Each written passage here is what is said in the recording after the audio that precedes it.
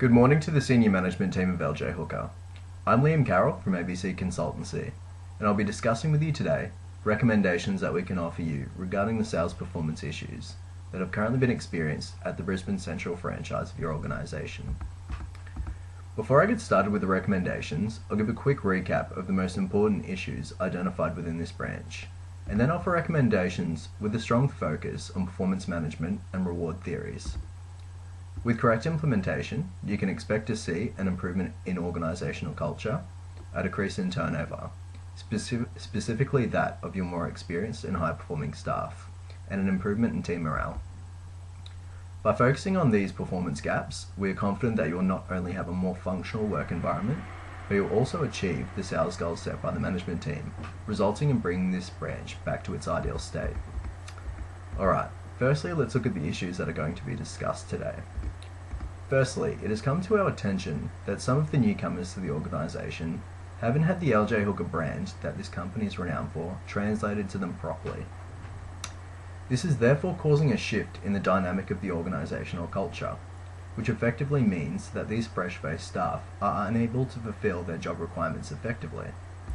Additionally, a knock-on effect of this is that it adds pressure to the rest of the staff regarding the achievement of the team performance rewards.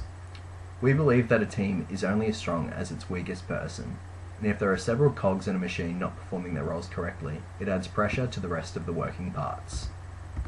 Secondly, there has been an increase in the amount of turnover at this franchise. Most concerning of all is the resignations of more experienced and higher performing staff. This increase in turnover means that there is a huge loss in vital human capital, and that have a vast knowledge and skill set that they can offer not only to your sales performance and culture, but to the rest of the sales team.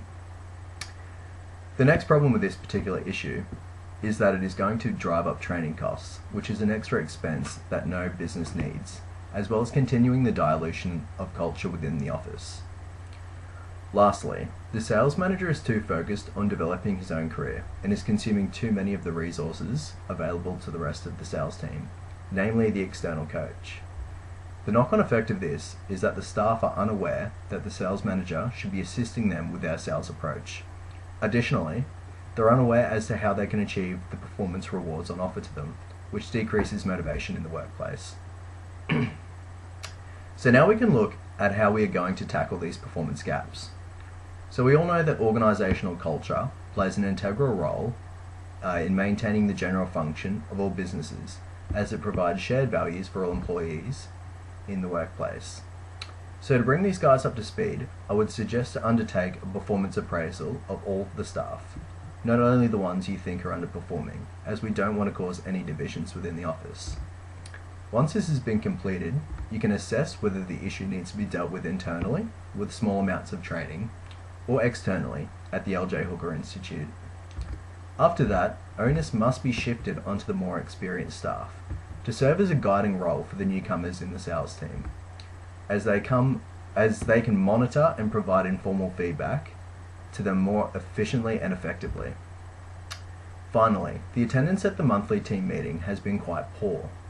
This is an important exercise for any workplace, as staff can become more informed of any new goals that arise, as well as gaining a better understanding of employees that may not have a lot to do within their own work environment.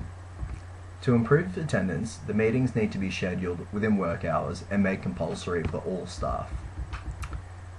Now, turnover is never good for any organisation. It causes disruption, dysfunction, and confusion within the workplace. And at the moment, the Brisbane Central franchise has turned into somewhat of a revolving door for many of the experienced staff. The obvious reason for this appears to be that the performance rewards have had a group orientation, and many of the high-performing staff feel as if they're not acknowledged for their individual success. To address this, all members within the work team need to be aware as to how they can achieve their performance goals. There appears to be some confusion around this, as some employees were unaware of how to achieve enough gross commission to earn a place in the captain's club.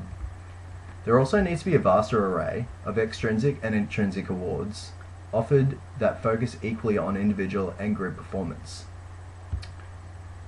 Aside from the financial gain you can offer employees, Cost-effective rewards, such as Employee of the Month, or moving their office to a nicer location, can be a great incentive for employees.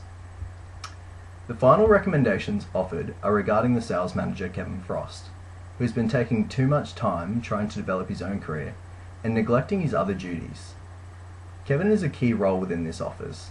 He has the ability to change the attitudes and behaviours of his staff. This is done best, however, not purely through verbal interactions, but setting the standard through his own behaviour. By setting a high standard in his own work, it will allow others to observe and hopefully emulate his behaviours. The first action to be taken with Kevin is to go through a job evaluation with him, so he is fully aware of what his role needs to be within the workplace. On completion of this, there needs to be a realignment of Kevin's performance rewards. They need to reinforce a shift away from his personal results and emphasise that as a team leader, he needs to focus on how they are performing as a group. This will make Kevin more involved in the sales performance of the rest of the team members and ensure he helps them work through their sales pitch and hopefully attain their own goals as well. If the sales results do improve as a firm, Kevin could potentially receive some kind of remuneration or potentially even promotion. I appreciate you taking the time out of your day today, and if these recommendations are implemented correctly, I believe that you will see an improvement not only in these facets, but filtering through to all other aspects of your work environment. Have a great day, and I look forward to hearing again from you soon.